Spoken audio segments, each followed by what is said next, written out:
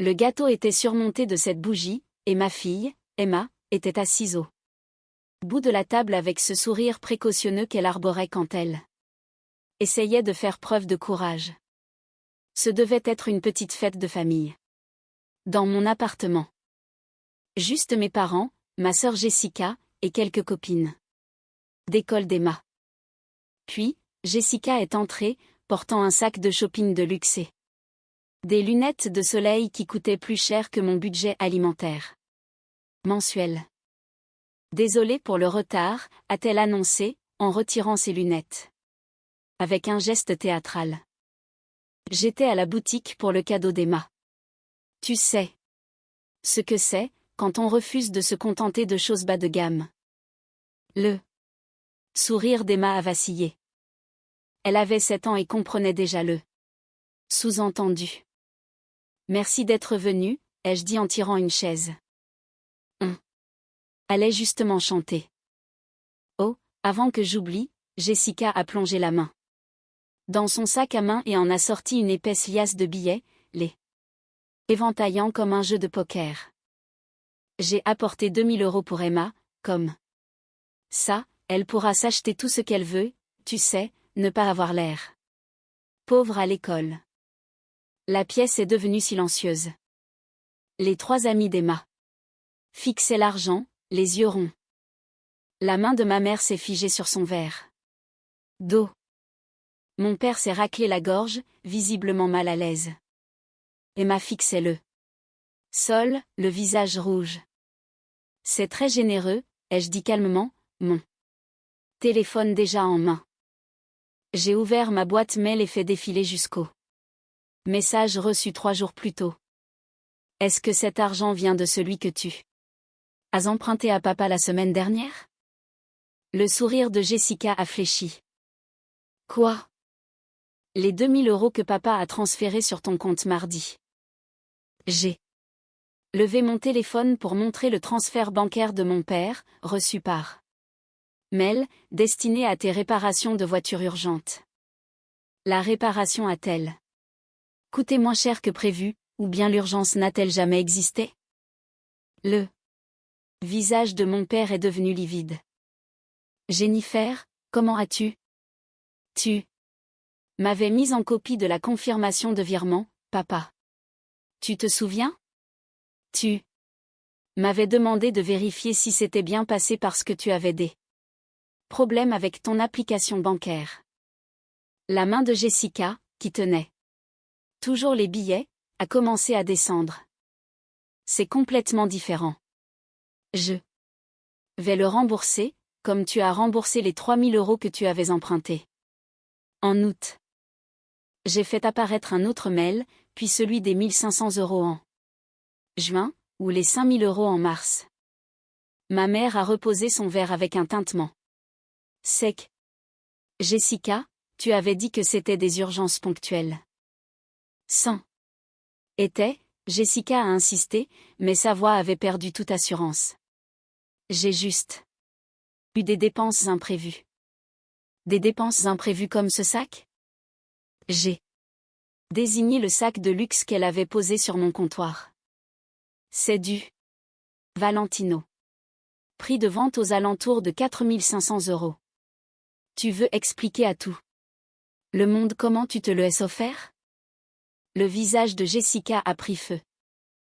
Je n'ai pas à justifier mes achats auprès de toi. Non, mais tu devrais probablement les expliquer à papa, puisqu'il paie actuellement tes mensualités de crédit immobilier parce que tu lui as dit que tu avais une urgence médicale. Le silence était assourdissant. Les amis d'Emma regardaient leurs parents avec inquiétude.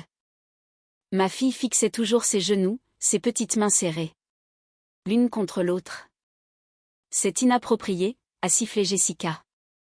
C'est l'anniversaire d'Emma. Exactement, ai-je répondu, ma voix froide mais maîtrisée. C'est l'anniversaire de ma fille et tu es entré ici, en exhibant de l'argent emprunté sous de faux prétextes, pour insinuer que nous avons l'air pauvres devant ses amis. J'essayais d'aider. Non, tu essayais de Paraître généreuse à mes frais. Je me suis levée et j'ai marché vers mon bureau pour en sortir un dossier que j'avais préparé après avoir vu le mail de papa. Tu veux parler d'avoir l'air pauvre? Parlons de ta situation financière. Réelle. Jennifer, a dit mon père faiblement. Ce n'est pas le moment. Quand est-ce le bon moment, papa? Quand tu auras vidé ton épargne retraite pour financer son train de vie? Quand maman devra reprendre le travail à 70 ans pour couvrir les dettes de Jessica? J'ai ouvert le dossier et j'ai sorti un tableau Excel imprimé. Je suis analyste financière, Jessica. Tu avais oublié? Quand papa m'a demandé de vérifier son virement, j'ai été curieuse. J'ai consulté ton rapport de solvabilité. Ne me regarde pas comme ça. Tu es cotitulaire sur la ligne de crédit de papa et maman, ce qui me donne un accès légal en tant que leur conseillère financière. La bouche de Jessica s'est ouverte et refermée. 47 000 € de dette de carte de crédit, ai-je lu sur le rapport, réparti sur 6 cartes, tout au plafond. Des mensualités de 1 200 € que tu ne paies pas, si j'en crois les 3 mises en demeure. Ta voiture est en leasing, par à toi, et tu as 2 mois de retard. Et 7 appartements dont tu ne cesses de te vanter sur les réseaux? Il y a un prêt immobilier de 380 000 € derrière, et tu as 90 jours d'impayé. Ma mère a poussé un cri étouffé. 90 jours? Ton salaire en tant que coordinatrice commerciale est de 58 000 € par an, ai-je poursuivi. Tes dépenses mensuelles, rien qu'à voir tes réseaux sociaux, dépassent les 7 000 €. Les comptes ne sont pas bons, Jessica.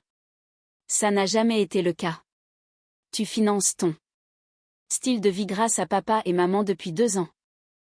Jessica a agrippé le bord de la table. Tu n'avais aucun droit de fouiller dans mes finances.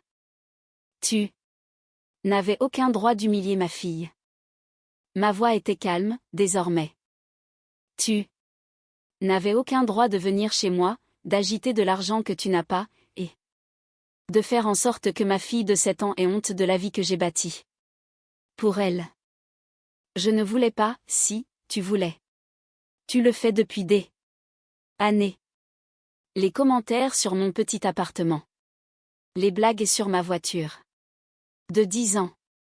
Les sous-entendus selon lesquels Emma a besoin de meilleurs vêtements, de meilleurs jouets, de tout en mieux. Tout ça alors que tu te noies dans les dettes et que tu mens à nos parents sur de prétendues urgences. J'ai sorti un autre document. C'est une demande de prêt que tu as déposée le mois dernier auprès de 3 banques différentes. Toutes refusées. Tu as inscrit papa comme garant à son insu. C'est de la fraude, Jessica. Mon père s'est levé. Lentement. Tu as mis mon nom sur des demandes de prêt? J'allais t'en parler, a bégayé Jessica. J'avais juste besoin de, tu avais besoin de maintenir une image, les jeux interrompus, une image de réussite qui n'existe pas. Et tu étais prête à détruire la sécurité financière de nos parents pour la préserver. La petite voix d'Emma, timide, a brisé la tension. Maman, est-ce qu'on peut couper le gâteau maintenant? Mon cœur s'est brisé. Elle voulait juste récupérer sa fête d'anniversaire. Oui, ma chérie. Tout de suite. J'ai refermé le dossier et j'ai regardé Jessica. Prends ton argent et va-t'en. Tu ne peux pas me mettre à la porte. Je le peux et je le fais. C'est mon domicile, c'est l'anniversaire d'Emma, et tu n'es plus la bienvenue ici. Jessica a regardé nos parents avec désespoir. Maman, papa, vous allez là. Laissez me parler comme ça? Mon père s'est rassis lourdement. Combien dois-tu réellement, Jessica? Je t'ai dit combien, sa voix était plus dure que tout ce que j'avais pu entendre auparavant. Les épaules de Jessica se sont affaissées. En comptant les cartes, la voiture, les retards de prêt et les prêts personnels, environ 90 000 euros. Ma mère a poussé un gémissement, comme si on l'avait frappée. 90 000 euros, a répété mon père. Et tu as essayé de donner 2 000 euros à Emma pour rendre ta sœur odieuse? Je voulais qu'Emma ait de belles choses. Emma a de belles choses, ai-je dit doucement. Elle a une mère qui travaille dur et qui ne ment pas à sa famille. Elle a un toit qui est payé. Oui, payé, Jessica. Cet appartement est entièrement à moi. Elle a un livret d'épargne pour ses études avec 60 000 euros dessus. Elle a de la stabilité, de l'honnêteté et de la dignité. Voilà ce que sont les belles choses. Jessica m'a fixé. Tu es propriétaire ici? Acheté il y a 3 ans. J'aurais pu acheter plus grand, mais j'ai préféré épargner pour l'avenir d'Emma plutôt que d'impressionner des gens qui n'ont aucune importance. J'ai regardé mes parents. Je gagne 92 000 euros par an. Je n'ai aucune dette. J'ai 6 mois de dépenses de côté. J'aurais pu t'aider, papa, si tu m'avais demandé. Au lieu de ça, tu as vidé tes comptes en silence pour financer le train de vie. Instagram de Jessica. Les yeux de mon père étaient humides. Je pensais qu'elle était vraiment dans le besoin. Les factures médicales, les problèmes de voiture, il n'y avait ni facture médicale, ni problème de voiture. Juste une sœur incapable d'admettre qu'elle vivait au-dessus de ses moyens. Je me suis tournée vers Jessica. Tu as un choix à faire maintenant. Tu peux te faire aider. Vraiment. Soutien financier, restructuration de dette, tout ce qu'il faudra. Ou tu peux continuer à faire semblant, à emprunter, à mentir. Mais c'est fini, tu ne peux plus emprunter à maman et papa. Tu ne peux pas contrôler ce qu'ils font. Non, mais je peux leur montrer la vérité. J'ai tendu le dossier à mon père. Tout est là. Le rapport de solvabilité, les mises en demeure, les demandes de prêts frauduleuses. Ils méritent de prendre des décisions éclairées sur leur argent. Jessica a attrapé son sac, l'argent toujours froissé dans son poing. Tu prends du plaisir à faire ça? Pas du tout, ai-je répondu honnêtement. J'ai le cœur brisé d'en arriver là, mais j'ai encore plus mal au cœur de voir ma fille apprendre que sa valeur repose sur l'argent et les apparences plutôt que sur le caractère et l'intégrité. C'est ce que tu lui as enseigné aujourd'hui, Jessica, et je ne laisserai pas cela se reproduire. Jessica a regardé Emma, qui fixait toujours ses genoux. Un instant, quelque chose comme de la honte a traversé son visage. Puis elle s'est retournée et est sortie, le sac de luxe se balançant à son bras. La porte s'est refermée derrière elle avec un léger déclic. L'amie d'Emma, Mia, a pris la parole la première. La fête est finie? Non, ma chérie. Je me suis assise à côté d'Emma et je l'ai serrée contre moi. La fête ne fait que commencer. Allumons ces bougies. Ma mère pleurait en silence. Mon père fixait le dossier comme s'il allait exploser. Maman, papa, ai-je dit doucement. S'il vous plaît, coupons le gâteau et célébrons l'anniversaire d'Emma. Nous parlerons du reste plus tard. Mon père a hoché la tête lentement. Ma mère a essuyé ses yeux et a réussi à sourire pour Emma. Nous avons chanté joyeux anniversaire. Emma a soufflé ses bougies avec une vraie joie cette fois-ci. L'ombre de la mise en scène de Jessica s'était enfin dissipée. Ses amis ont applaudi et se sont jetés sur le gâteau avec l'enthousiasme d'enfants de 7 ans qui avaient déjà oublié ce malaise d'adulte. Après la fête, après que les amis d'Emma furent partis et qu'elle fut dans sa chambre en train de jouer. Avec ses cadeaux, mes parents sont restés. Depuis combien de temps le sais-tu? A demandé mon père. Pour les dettes, depuis que tu m'as transféré cette confirmation de virement. J'ai passé tout mardi soir à faire des recherches. Pourquoi ne nous l'as-tu pas dit? Parce que j'espérais me tromper. Et parce que je savais que si je disais quelque chose sans preuve, Jessica nierait et vous seriez pris au milieu.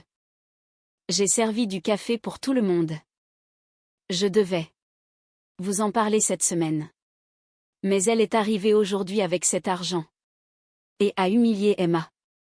Je ne pouvais plus rester silencieuse. Ma mère a posé sa main sur la mienne, par-dessus la table. Je suis tellement désolée. Nous ne nous rendions pas compte que tu essayais d'aider ta fille. Il n'y a rien de mal à ça. Mais Jessica a besoin d'une aide que tu ne peux pas lui apporter. Elle a besoin d'une aide professionnelle et elle doit affronter les conséquences de ses choix. Que devons-nous faire? A demandé mon père.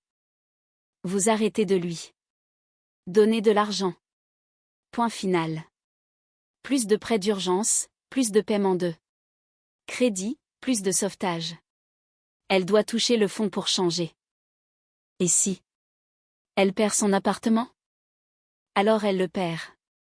Elle trouvera un endroit moins cher, réduira son train de vie et recommencera à se reconstruire. Ou elle ne le fera pas, et elle continuera sa spirale. Mais dans tous les cas, vous ne pouvez pas la sauver d'elle-même. Vous ne pouvez que regarder votre retraite disparaître en essayant. Mon père a hoché la tête, des larmes coulant enfin sur ses joues. Je pensais être un bon père. Tu es un bon père, mais parfois, être un bon parent signifie laisser ses enfants échouer. J'ai pressé la main de ma mère. J'ai appris ça de vous, en fait.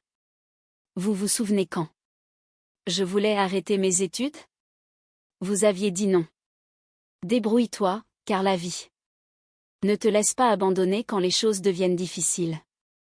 C'était différent. C'est exactement la même chose. Jessica doit s'en sortir sans ce filet de sécurité qui ne fait qu'alimenter ses mensonges.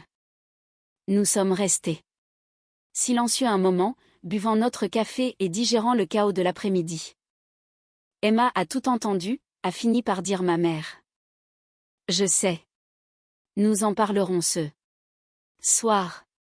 Elle est assez grande pour comprendre que l'argent n'équivaut pas à la valeur et que les apparences peuvent être des mensonges. J'ai regardé le dossier fermé sur la table. Peut-être vaut-il mieux qu'elle l'apprenne maintenant, à 7 ans, plutôt que plus tard, quand les enjeux seront plus graves. Mon père a pris le dossier. Je peux le garder? C'est le tien. Je t'ai fait des copies. Il s'est levé soudainement, semblant plus vieux que ses 68 ans. Je suis fière de toi, Jennifer. Tu as construit quelque chose de vrai, d'honnête. Merci, papa. Après leur départ, j'ai trouvé Emma dans sa chambre, en train d'arranger ses nouveaux livres sur son étagère. Tu as passé un bon anniversaire, ai-je demandé.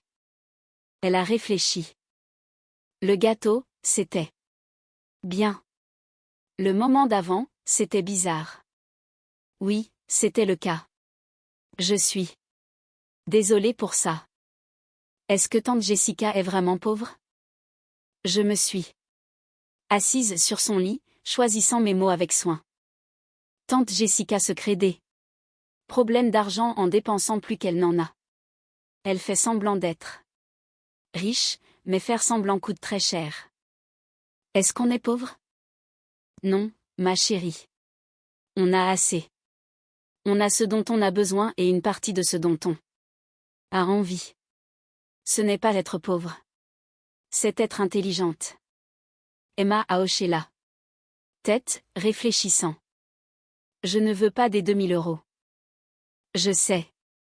Est-ce Que je peux avoir une carte de bibliothèque à la place? J'ai ri, la tension s'envolant enfin. Tu en as déjà une. Je sais, mais peut-être qu'on pourrait y aller ce week-end et manger une glace après? Absolument. Elle est retournée à l'organisation de ses livres, satisfaite par la simple promesse de sortie à la bibliothèque et de glace. Pas de sac de luxe, pas d'étalage d'argent, juste du temps ensemble. Dans la cuisine, j'ai jeté l'enveloppe froissée que Jessica avait laissée sur le comptoir en partant. L'argent avait disparu, elle l'avait repris. Je n'en avais pas fini avec Jessica. Pas vraiment. Il y aurait d'autres conversations, d'autres confrontations. Probablement d'autres drames. Mais aujourd'hui, devant ma fille, j'avais tracé une ligne. Et cette ligne était suffisante pour le moment. Emma méritait mieux que d'apprendre que l'amour peut s'acheter ou que la famille a un prix. Elle méritait de savoir que sa valeur ne se mesure pas en billets ou en apparence, mais en honnêteté, en intégrité et dans le courage de se défendre, même si cela signifie tenir tête à sa propre famille, surtout à elle.